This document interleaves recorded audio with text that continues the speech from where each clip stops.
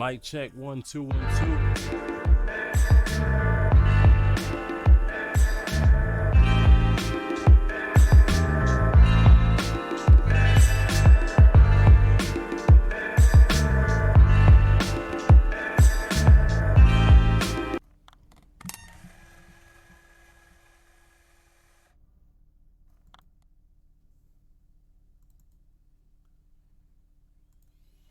What's up? What's up? It's your boy Vinnie-Dangerous.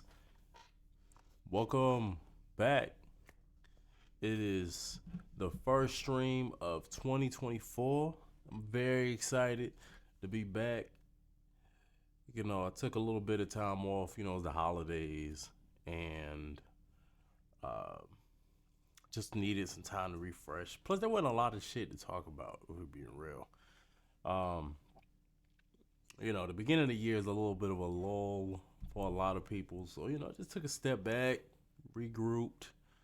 Um, I actually teased the idea of like going back to pre-records and maybe just doing streams like every once in a while. Might do that still.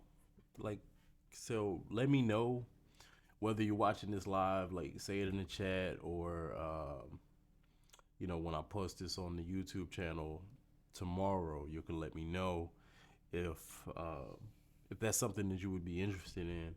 I put a poll up in the broadcast channel on Instagram like a while back, and people were like, "Nah, do the streams." But if I'm being honest, like those same people that voted don't really be showing up like that. And as I'm working on the album, start to do stuff, like preparing and things like that. Like I might not be able to just stream live every Sunday or every other Sunday or whatever the schedule is going to be. I might not be able to do that every week, but I want to make sure that I stay consistent in some form or fashion. So I might end up doing like pre-records and maybe just doing live streams for maybe like special occasions or something like that. Like I definitely want to get more guests on the show, collaborate with more people like we're doing tonight. But yeah, if there's more of a demand for the live streams, like we'll keep it going. And I still haven't really made up my mind 100% on like, the way things are going to go when it comes to live streams, mixed in with pre-records or anything like that. But, I'll definitely let it be known. If you want to be the first to know, you got to follow me on the Instagram page. Follow me on Instagram, um, at the 1430 podcast on Instagram. Make sure y'all follow me on that because I post all the updates, especially if you're in the broadcast channel, because the broadcast channel gets to participate in a lot of this stuff first. Like if I post a poll, the broadcast channel probably saw it like a couple days before y'all did. So today's topic, there's a lot of shit. Like 2024 came in hot. Like I almost wanted to go ahead and do one like after the Katt Williams shit popped off. But, I was just like, I don't really have a lot of opinions on it at the time. Like, I could give my quick thoughts about the Katt Williams shit. Like, I just like when motherfuckers are not afraid to say how they feel. That was some people trying to call Katt a hater because, like, people like, you could say arguably Kevin Hart and I really can't say anybody else that he named would be considered more successful than him. Probably the only person would be maybe like Ludacris because he did throw a little jab at Ludacris too. But people were trying to call him a hater, talking about he was jealous and things like that. But I think because of somebody's like perceived success, like for somebody's perceived success, they will like try to just dismiss whatever grievances you have, like, oh, they're jealous or oh, they're not as successful. um, I'm messaging Essie right now just to make sure that I can get her in because I'm still working out this whole Twitch thing. But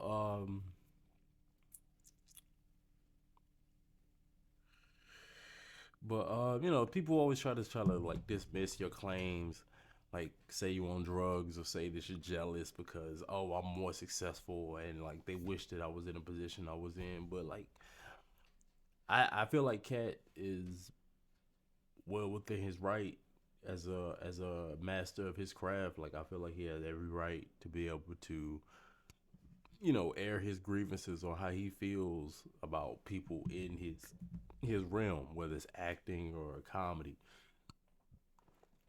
And people were pulling receipts, so it's not like it was just it was a lot of talking. There were people pulling receipts, like with Cedric uh supposedly stealing the joke.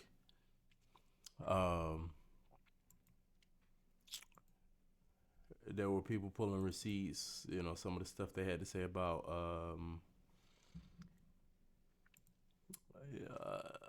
Steve Harvey.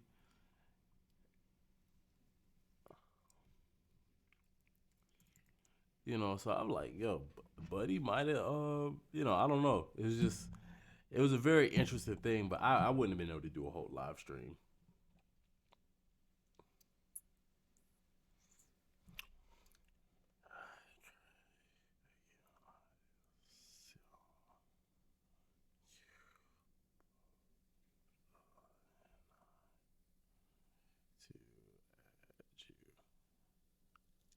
Yeah, excuse me for a moment. We just having some technical issues, just trying to get everything situated, but we gonna get everything started. So I think in what I did this a few times, especially when I have guests on the show. Like a I will post the live because I can only do the live stream with a guest on Twitch only, and then I'll upload the live stream.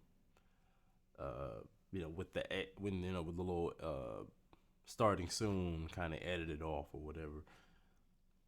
I'll upload that to the YouTube page, and I think I'm gonna keep doing that. I might do some solo streams and then try that out. But so I'm thinking what I'm gonna do is I'm gonna do the lives on Twitch, download and edit them and then upload them to YouTube, and then you'll see the reels and the shorts and all that stuff throughout the week like I normally do. So I'm thinking that's kind of what the schedule is gonna be as far as like uploads. So, make sure if you want to join the conversation live, you got to follow me on Twitch. If you want to just see it after the fact, and you don't really deal with Twitch, you just want to watch it on YouTube, it will be up there on Monday. But you just won't be able, you can join the conversation in the comments. I always encourage people to comment, tell me how you feel, whether on the main stream that's uploaded or the reels and the shorts that I post after the fact. But yeah, I'm thinking that's kind of how I'm gonna approach it. Just kind of distinguish each platform to where you still get it, you still get the live streams, but like you still get to watch it no matter which platform you're on. But it's like there's a kind of an incentive. Like if you want to join the conversation live, you got to come on. You gotta join me on Twitch. If you wanna, just kind of see it after the fact, you gotta hit me up on YouTube because Twitch doesn't save it, so it would have to be.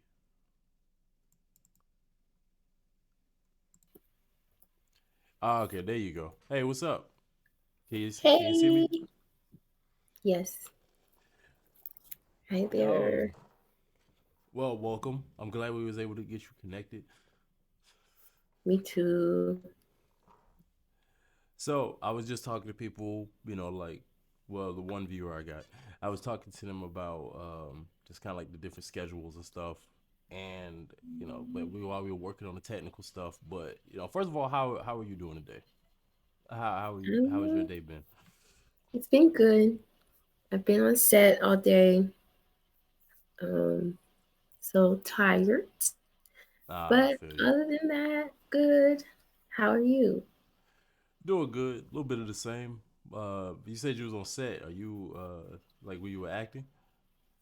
Yes, I was acting and I was a behind the scenes photographer. Oh, that's what's up. Yeah, I know you Yes, sung. I didn't know that you did some acting and photography also. y'all So let sure me do. let me make sure I get your name right. I ain't gonna hold you too long. I can tell you've had a long day and you're tired. Um, but so I want to make sure I get your name right because Oh, in my promo for the video I said Essie sings, but I want to make sure is that the right way to pronounce it or yes. okay. All right, just want to clear that up before we get the conversation going. I don't want to say it wrong. Okay, good. Okay. But yo, Got I my name appreciate. right. All right, I like to make sure I'm terrible with names, so I was just like, let me make sure I know the right pronunciation before we kind of keep things we get started. Um, but yo, I appreciate you joining. You are my first guest of the first stream of 2024, so I appreciate you joining. I'm honored. Yeah. So first, so you commented. I always tell people all the time, like I do the solo streams, but I appreciate it when people like follow and they support by like leaving comments and joining the discussions. And me and you talked about the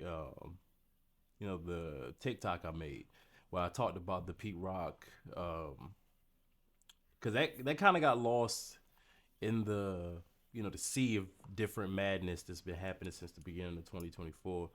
The comments that Pete Rock has made about how chasing the bag ruined hip hop. Like a lot of people were trying to figure out, especially in 2023, where there was a lot of like hoopla about the kind of like the perceived loss of relevancy of hip hop. Like it went from being the most popular genre in the world to like it couldn't get a number one record or a number one hit or a number one album for the first half of the year, and it was supposed to be the 50th anniversary of hip hop. So people were trying to figure out like why is this, and Pete Rock, his comments even it had a little bit of a conversation started around it, but kind of got drowned out by all the other noise. But I thought it was a worthy. Oh, I think we lost her. Hold on. Look like we're still having some technical issues. Looks like you dropped.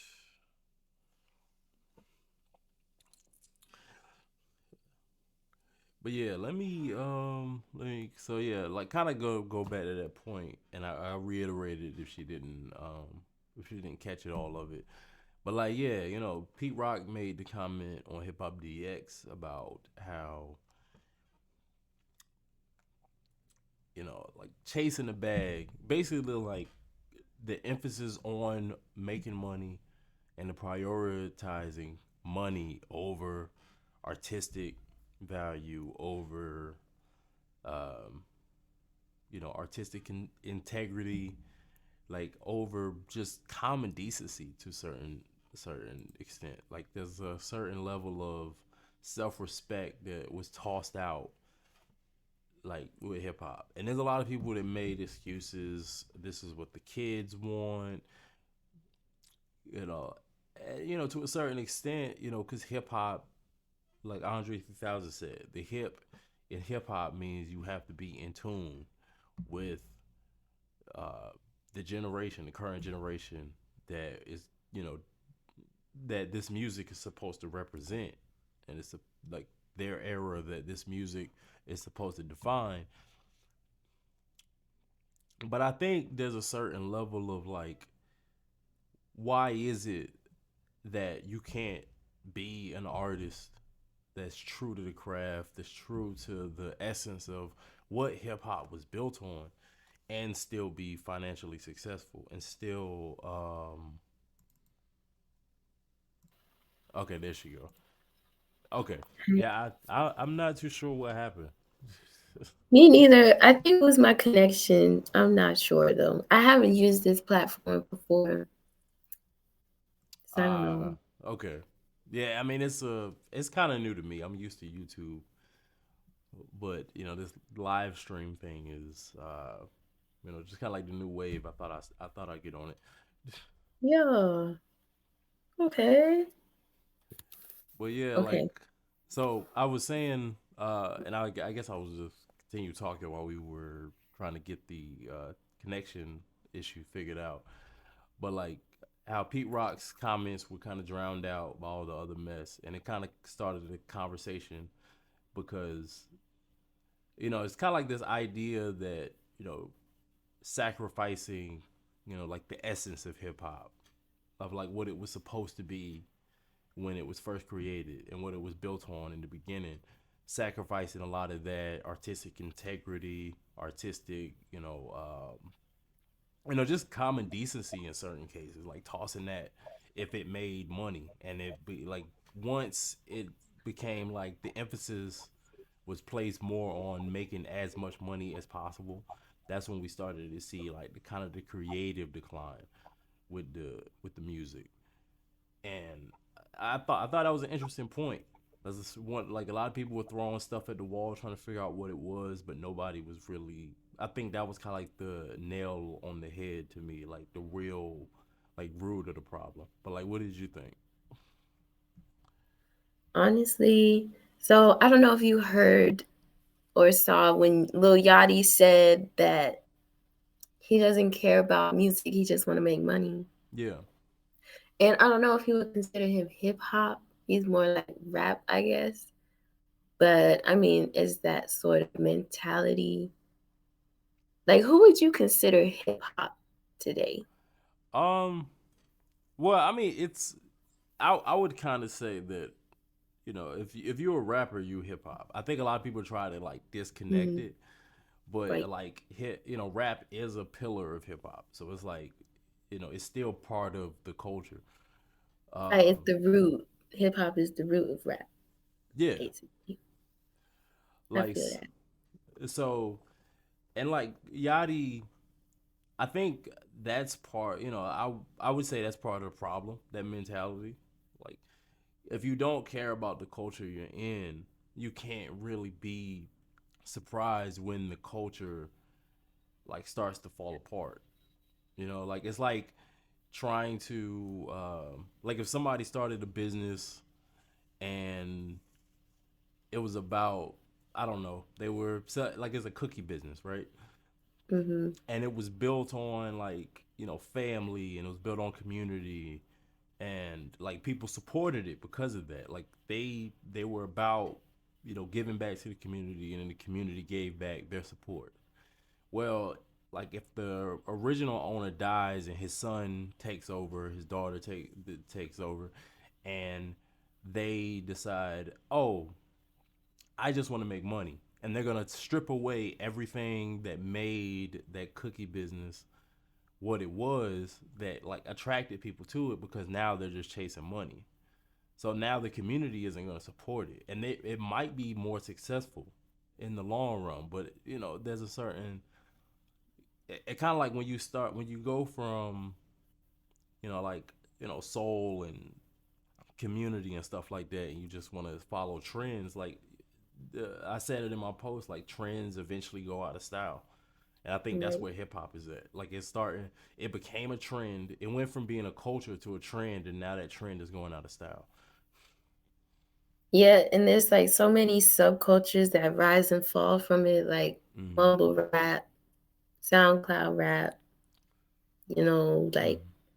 these, I don't know, I guess some would consider creative Yeah. because, who would think to do it like that? But at the same time, like you said, a lot of it is missing that like soul, that feeling, Mm-hmm. that passion, basically. Yeah. Like I used Like, to say. because a lot of people like a Pete Rock would be mad at like a rapper like a 21 Savage, right? Mhm. Because he says it's just violence and stuff like that. And like 21 Savage, like back in the day, because that argument has been around forever, like since the Right. 90s, the 2000s, or whatever. And a lot of people would just say, that's what I grew up on, or like that was just what I knew. That's the reason why I rap this way, and that's the reason why I say the things and do the things in my music that I do. But like now, 21 Savage will say, that's just my way of selling records. And He, it's he not said even that. really. Yeah, he was called out not too long ago because a lot of like gun violence has been happening in Atlanta, right? Right. And he tweeted out that we need to stop the violence or we need to put the guns down or something like that. And then people Oh. were like, of course it's 21 Savage. So they like quoting his lyrics like underneath the post, commenting like, who are Hmm? you to be the guy to tell us that we need to put the guns down? You're like, Right. judging by your music, you kill half of Atlanta by yourself. Honestly, though, 100 round drum and all that. So, and then his response when people was getting on him about it was that I rap this way because that's how I can make money. Nobody would buy my records if I didn't rap this way. And that just kind of spoke to me. Cause you could just say, "Oh, that's my lifestyle. That's what I know. That's what I'm gonna rap about." But it's pretty telling. Like now, people are just openly saying, "Like this is the only way I can sell records." Right. I don't know if you saw that um interview with Ice Cube, I Mm-hmm. believe. He said that the same people who own the prison industry own the record labels. Oh yeah. So like now it would only make sense because like back in the day, like they had something to say. Like it was Mm-hmm. actually their environment. And if it wasn't your environment, you weren't cool and we're not gonna listen to you. But Mm-hmm. now it's like, well, if you look cool, do do do do do, if you got the cadence that everybody uses, then like cool, we're rocking with you. Mm-hmm. But and also another thing, like rentals and things like that, like Yeah, like people once renting the people started, cars and the jewelry and mm-hmm, stuff. yup, and then like we didn't find out about that like as a collective, like popular knowledge until probably like 2010 that they Mm-hmm. rent all that stuff. They're giving the impression that they own it. So everybody who's into it, watching it, is like, oh yeah, I'm gonna be a rapper and do Mm-hmm. shoot, shoot, shoot, and make money. But it's like that's not even the case. What Kodak say? I don't have no money. Yo, money might be tied up in like legal fees and stuff at this point too. Mm, Cause trash. it's cause they even talk about how rappers are more valuable to record labels dead than they are alive. Mm, Cause you see how like all these like when Pop Smoke died, like he got more albums out when he was dead than he was when he was alive. right. And it's just Nipsey, Nipsey. PNB Rock, Young Dolph. Like you could go on forever. It's so sad that you can, you know. And then depending on how they contracts are set up, they families might not even get majority of that money. Like that's just all profit for the record labels at that point. They don't have to share it with the artists. They don't have to share it with their families or nothing like that. It just depends. Like I think Dolph owned his masters, so his family's still gonna eat off of his stuff. But like other artists is different. Like Juice World, I don't think he owned his masters. So when he died, like every time they would throw up some new posthumous album, the record label would collect all of that money. Right. Yeah, I think it's pretty, but I think what like the main thing that I took away from it, because like over the years, like especially when we got to like the late '90s, early 2000s, I think an emphasis on prioritizing like one type of artist or like one type of rapper was Like at first, it was like you could hear the radio and you could listen to the Roots right next to Jay Z, or you could Mhm. hear like an Erica Badu song, and then like a Lil Kim song would come on right after. Like it was balanced. I feel like, and it got to a point where it's like, well, if a rapper like Jay Z is selling 1 million, 4 million records, and this person's only doing like 500,000, we're not gonna focus on the Roots and Common and all these other people. We're only gonna focus on the Jay Z's and the Diddy's and like whoever's like selling like millions of records and stuff like that. And I think, and then if you wanted to be one of those rappers that could be successful, you had to play by that rule book. You can only rap about drugs, violence, sex, and excess. Like money, lavish shit like jewelry and clothes and name brand, whatever. Like if you weren't rapping like that, and if you were trying to put some kind of like positive message behind your music, they're not gonna rock with you, and they're not gonna put the money behind you to get you in front of an audience to where you could possibly make that kind of money. Right. Who in your opinion do you think started that whole thing? Um,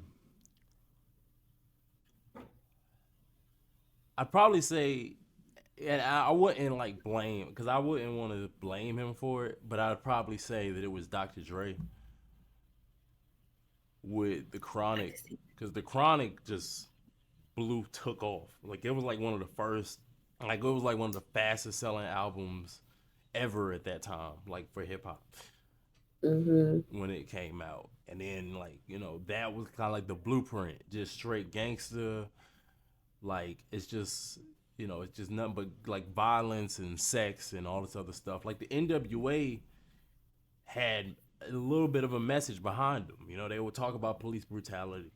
They had Yeah. songs like "Stop the Violence" and like songs where they were talking about their reality, but it was still kind of like we're trying to put a positive spin to it. We just do it our way. Like, but Dre stripped away all of that and just it was strictly just the street shit, Mhm. drugs and the hustler stuff. And then, cause I mean, there was other artists that did it before him or around the Right. same time he did it, but I feel like because of how popular that album was, it really showed like, oh, okay, we just need to emulate that, whether it was really you or not. I think in the beginning, labels would find artists that were really living those lifestyles. And then Mhm. eventually it just was like, well, we could just create that. We can just Yeah. turn a regular dude into a gangster. He just gotta dress that way, talk that way, look that way, and then we'll just do the rest behind the scenes. Yeah, you was talking about Cat Williams earlier, Mm-hmm. and I thought about that plant idea, Yeah. like industry plants. Like, ha- I'm just gonna say, it. I think Sexy Red is an industry plant. Oh yeah, I believe it. It's like she came out of nowhere and all of a sudden just took off. And then she Right. just been everywhere. Like how she go from being like relatively unknown with a song that, like to be honest, it was kind of a joke. The song was a joke, Exactly. and it turned into this massive thing. And now she's on tour with Drake within a year. It doesn't seem, especially because you can't really find a trail of anything she did before that. Like it was that song. It blew up on TikTok, and now she's on tour with Drake by Right. midway through the This year. That doesn't make any sense.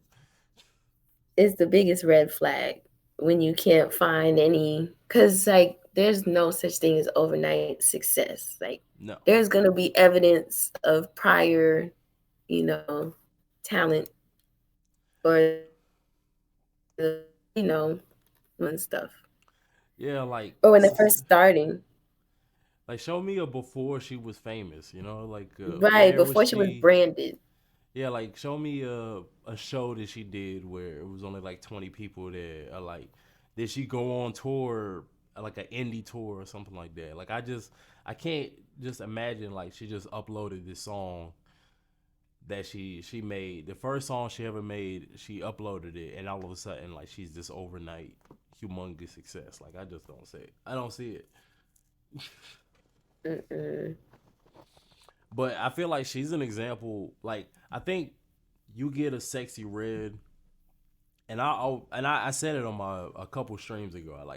I don't like talking about people like her, because I know that if I talk about her, a is keeping her relevant, and I'm just Right. not really that big of a fan. And also, I feel like there's gonna be a lot of people that I don't agree with that's gonna try to agree with me and use whatever talking points that I have. I think I saw Mm-hmm. this video though. It was her, like she's pregnant and it's a music video of her being pregnant, and she's in a prison, and it's like a song called like I don't know. She's saying like "Free My Baby Daddy," and that looked like a Boondocks sketch. Like it looked like something from the Boondocks they would have did years ago. Like it's so like cartoonishly coony, like cooning, Right. that it like you would think that it was a sketch that Dave Chappelle would have did back in the day. Mm-hmm. Like I can't even like, but I feel like that's what you get when you just chase money. You don't really think about Right. how this shit looks on the outside, Right. if you think that it's gonna get you paid.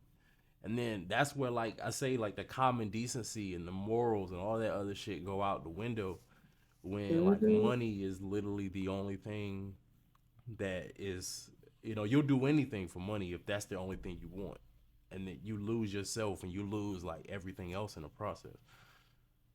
Like I Right. think about Lil Nas X, like because he caught a lot of flack like not too long ago about him doing the J Christ song, which I still haven't heard, but a lot of people say that it's not Yeah. good, and Mm-hmm. it sounds like he's trying to emulate Kendrick's Humble track. Oh. Yeah, I don't know. It's, and I'm not even that. I'm a Kendrick fan. I'm not even that big of a fan of that song. And I saw like, Oh, really? why would you copy that one? I like the video. I listen to it by itself. It just don't hit the same. I don't Somehow that makes sense. So I get it. know. So yeah, like, but I was like, dude's whole career is just him is built on him trolling. Like Right. he That's started what I was gonna trolling. say when you mentioned that. Like it seemed like a sketch, like a joke. Hmm. Cause what Lil Nas X, he did the same. Yeah, Did he the did same that thing. one song where he's like gave a lap dance to the devil, Old and then Town Road. yeah, he went from the country trap dude to he's giving a lap dance to the devil, and Sure now he did. wants to do a song called J Christ, Jesus Christ. And it's but the thing that makes me mad about, I'm not even mad at him. It's like at this point I'm so like, all right, I see what you're doing. I'm not even paying that no attention. But it's the fact that I'm mad at the people that just fall for it every time. Yeah, it's getting a little ridiculous Yeah. how they have their heads in the sand. Like you don't understand that what you listen to is gonna manifest in everything that you do and what you think. Mm-hmm. Like it's not adding up. So they're listening to all this. Well, him in particular, I don't really think he talk. I don't listen to him, but I don't think he. Let me just say that I don't think he raps about chasing the bag as much as like he does shock value. Yeah. But Like with that's the what whole country black guy rap song, that's shock value. Dancing yeah. on the devil shock, you know. The But I blood shoes. yeah, the blood shoes. I forgot about that. That was Mm-hmm. and like but like that I don't think he raps about that stuff. I mean, it's Right. from the stuff that I've heard, it's just kind of generic pop shit. Like it's not nothing like he's not saying anything like too crazy, but I think it's all of his antics are for the bag. Like it's no Right. different than like somebody on YouTube that does a lot of prank videos, or they get on social media and they just make fools of themselves to get like likes and engagement and stuff like that. Like Hmm. they just make complete fools of themselves. That's why I kind of look at Lil Nas X. Like he's more of a troll than an artist. Right. So that's why, and to a certain point where like this particular time I noticed that it kind of backfired a little bit. That it didn't give him the numbers. I'm thinking like when he dropped the song, it didn't get the attention that he wanted it to. Because I think at this point, like people kind of see through it now. Like I'm not gonna go listen to the song because all these people are upset at you that they feel like you mocking their religion. Like I'm not like that's not gonna make me want to hear the song. And I think a lot of people kind of see like, all right, you fooled me once, fooled me twice. Like I'm just not checking for you now. Like, but I think what I was saying, that the people that fall for it though, those are the people. The people that I was talking about were the ones that every time he does something to get a rise out of them and make them upset, like they Hmm. fall for it every time. And I'm like, just ignore this dude if you don't like him. If you want him to go away, don't give him the attention. He's a troll. If you give him the attention that he's looking for, that just keeps his name circulating, that keeps him trending, that keeps people thinking about him. Like if he would have came out with that song, like he was going hard. Like he even posted a video of himself dressed up like Jesus taking shots of wine out of like the little communion tray with the little bit the biscuits or crackers or whatever. Right. Like he was trolling like hard. Like he taking shots, eat one. Like he was going crazy. And like I'm just like I looked at it. I laughed for a second because I thought, yo, this looks so corny. Hmm. But I just kept it pushing. There was some people that was posting that and they were like going on like rants about it. And I'm like, yo, you literally giving this man exactly what he wants. That's kind of what it feels like now, is like the age of attention seekers, Mm-hmm. and also the age of when you could say whatever you want without being face to face with somebody. Mm-hmm. So it's like, I feel like that creates a toxic environment of boosting people with the algorithm that's set up, like Instagram, or like when you like something, comment on something, boom, it's boosted. So it's like with Mm-hmm. that, it just makes it so easy for people who are just seeking attention Mm-hmm. to reach the top. So like Academics, deep, what is it? Oh, DJ Is that his name? Academics. Yeah. Yeah. Like him, people like him, like Charlemagne, to me, it's like you just kind of like people just hating on you. Mm-hmm. You're hating on other people. People are hating on you, and that's boosting you up. Even like Wendy Wendy Williams. Williams. Yeah, even her. Like it was the same thing, but it was like less accessible back then. But it still Mm-hmm. worked for her. But now Yeah. it's like even more accessible and even more able to show the highlights of your life and not the downfalls And I and all the always say things you that read. comes back to you though, because the Wendy Williams thing, like I always look, because I kind of look at how her story turned out, like where a lot of her stuff, a lot of the things that she was coming at people about, and like especially some of her more controversial takes, like it kind of happened to her, like exposing people's infidelities. Her getting like now, then her husband ends up cheating on her and having this whole secret affair. She exposed Method Man's wife. Died like she was sick, and she exposed her diagnosis like before. Please, I mean, Okay, I okay, think I got you. Oh, yeah, you're back. okay. Please let me hit it. I was Okay, like, all when right, you what gonna happened? Okay, well, yeah, I was saying that like it kind of came back to bite her because how her story turned out. She's she's been having her health issues. Her husband was cheating on her and left her, and that was a lot of the stuff that she was exposing and making fun of people about throughout her career. So it's kind of like a karma thing. Like I don't know if you believe in karma or not, but like there's only so much of that you're gonna be able to do before it comes back to you, and like all of that, like she lost her show, like she basically couldn't get access to her money for a long time because of her, because of her dealings. Like it's just, so even with like somebody like academics who like health has been declining like as of late, or like Lil Nas X with this song, like it is not doing the numbers, and it seems like his time in the spotlight might be running out a little bit. It's only so long you're gonna be able to sustain that, and I think, all of that, whether for you're making brainless, soulless music, or you're just trying to outrage bait people into take, is only gonna work for only a certain amount of time.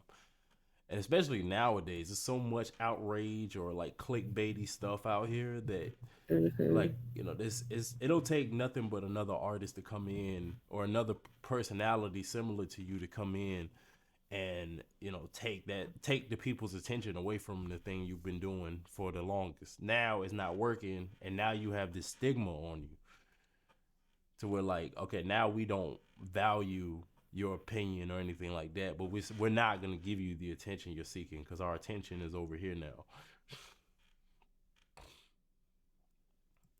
Hold on, I think you might have froze again. Can you hear me? Rose, hello. Yeah, okay, all right, you're back. Okay, that made me think of 6ix9ine though. Oh yeah, His 1 year of like had like 3 songs. yeah. He really came and went so fast. I know there's a lot of people like that, and it's funny because I can't even name a lot because that's how fast they came and went. Hmm. Easy come, easy go. And then especially with him, it's it's kind of funny because even though he was able to snitch and get himself out, like it was never the same.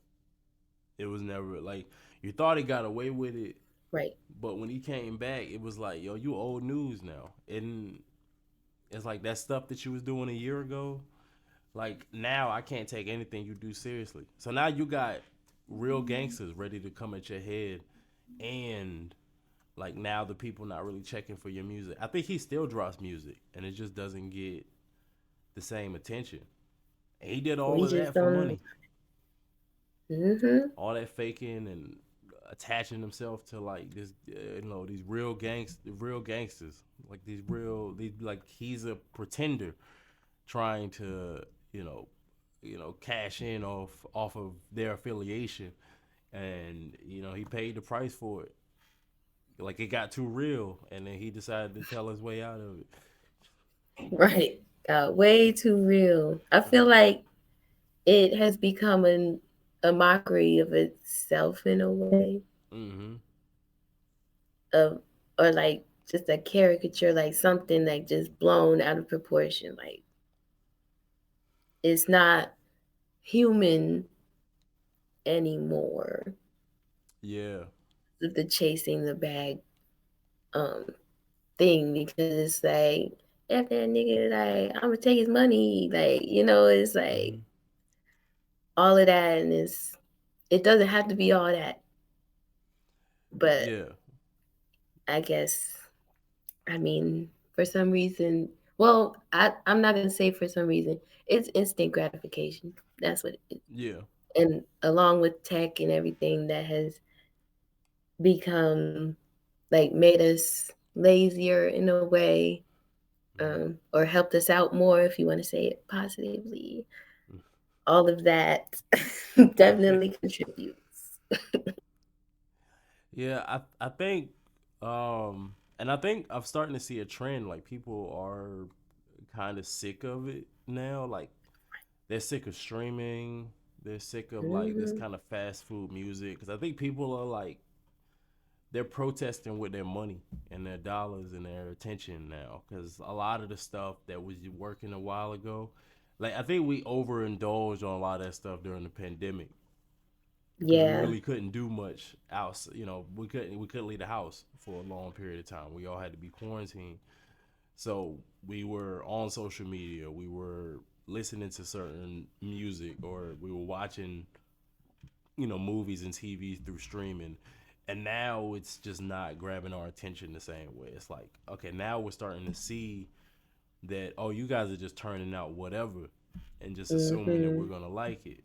And I mean, people like the City Girls had everybody's attention, and then they put out an album that barely made any noise last year.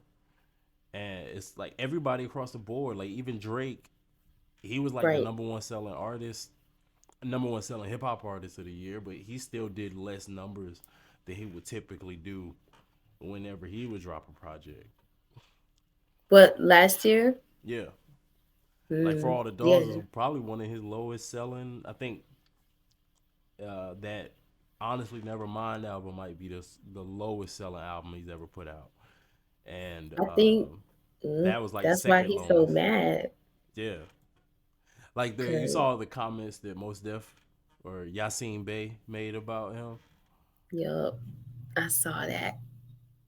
And of course, Joe Budden, and he's in his feelings. Drake is in his feelings, and I think it's because like he's like, I'm doing the formula. Why isn't it working? Like Yeah. how he be taking all these different flows, drill, Spanish music, all of that. Hmm. He's like, this is in right now. Why isn't it Why isn't it popping? working for me? Mm-hmm. Like it has been working. And it's like you said, people are tired.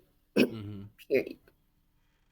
Yeah, like the thing that doesn't I don't get about Drake is that I feel like he makes it's kind of he's in this weird place where he makes music purposely so it can make a lot of money. Like it's formulaic because he's trying to like please everybody. Like Yasin Bey said, it's pop. Like in the fact that it's trying to be for everybody, or is trying to reach like like appeal to the most people as possible. But he still gets upset when people say that it's not good, because it's like there's no real effort or like artistic merit to it. But he still gets upset because I feel like he wants to be critically acclaimed and like the top selling artist at the same time. And it's like you're only going to be able to do one effectively. Like if you make a Mm-hmm. like and I remember that Honestly Nevermind album, like, man, if Drake really wanted to make a good dance album, he could have. I feel like that's a style that would fit him. Right. But he would actually need to try to make, like, he would have to get with the right art, the producers. He would have to Mm-hmm. write like better songs to go along with the production and the new direction. I'm like, yo, but Drake would kill that. Like he would kill that. I like that concept. But he just Right. didn't put in the effort, and then was upset that you Mm-hmm. half-assed this album, and then people said we didn't like it. Yeah. And like beginning Drake was great. Hmm. Like He he was he was on hungry. to something. Yeah, exactly, exactly. So I feel like again, chasing the bag, Hmm. and I guess he got the bag, and now he has the money and the resources to like pay for other people to do these things for him. So, he's gotten a lot of, success from his past albums that were not very genuine Hmm. after his first few. And now this. And it's like, how do you go back if you haven't been practicing? Hmm. Then people get defensive because it's like, well, no, look at all of the things that I've accomplished. But at the Hmm. same time, it's like, but do you still have your and people will get defensive off that. Yeah, I think we can wrap this up soon. because I don't want to hold you too long. But like, I think part of the like what kind of I was gonna ask you this, like, where do you think like things are gonna go moving forward? Since we are at the beginning of 2024, hip hop was in a rough space last year. So like, where do you think like things will improve, or do you think it'll just kind of continue to get worse? Mm, well, in the mainstream, because I know there's still good hip hop, it's just not mainstream. Mm-hmm. So I believe that people aren't completely gonna like turn over in 2024 to like seeking actual music with sustenance, Mm-hmm. hip hop with sustenance. But I do think it's gonna be a transitional year where that's the want, and maybe people don't know that's what they want yet. But when Mm-hmm. they hear that new, Yeah. that something that hits, they're gonna be like, "Wow, what is this?" And it's gonna feel like mumble rap all over again to them. Yeah. However that made them feel, it's gonna be like, "Wow, this is great." So that's how I predict it from how things are going. Because even fans that I know of people who are like very trendy but not very creative and chasing the bag, even they're getting sick of it. So Mm-hmm. that's how I see it from this side. Yeah, that's kind of how I'm seeing it too. It's kind of either, I think because hip hop had such a bad year last year, I think the mainstream is gonna try to either adjust or it might leave hip hop behind. Like I know, Mm. Spanish like pop, like Bad Bunny has been taking off. Um, A lot of K-pop is still Afro doing its beats. thing. Afrobeat, Hmm. like it's other genres that might be kind of positioned as more the priority. I'll say, like, because I feel like either hip hop is gonna have to make a change and get the people's attention again, or the record labels might bump it to number two in priority, and then I think that might be the best thing, the latter, just because I think we could, like I think artistic hip hop will start to make a comeback Hmm. because people still love hip hop. They are just tired of this lazy cookie cutter, like trying to get a quick, like a quick dollar type of hip hop, like that people have been putting out. Like, it don't have to have a message. It doesn't have to be like, it doesn't have to be Public Enemy. It doesn't have to be Yasiin Bey. Like, it don't have Hmm. to be like super heady and lyrical and conscious and stuff. But like, it has to say something. Like Right. it just has to be. It has to have some. Like a lot of people do these lazy samples where it's just copy and paste in a song from like the early 2000s and just just throwing a couple new lyrics on it, but it's still the same song. It's the same beat, same chorus. Like, it's funny that like a lot of this generation hates on the old generation, but they are quick to take from that same generation to try to make a hit. But I think people just they see through it. They see through when there's no effort, and I feel like Hmm. people are gonna have to start putting in an effort if they really want to get the people's attention back. Or the mainstream is just gonna have to like take a back seat to like the underground. The underground's gonna finally rise up. It may not be as profitable, but it'll probably be the only thing that gets people's attention because it's the only thing where there's actual effort being put into it.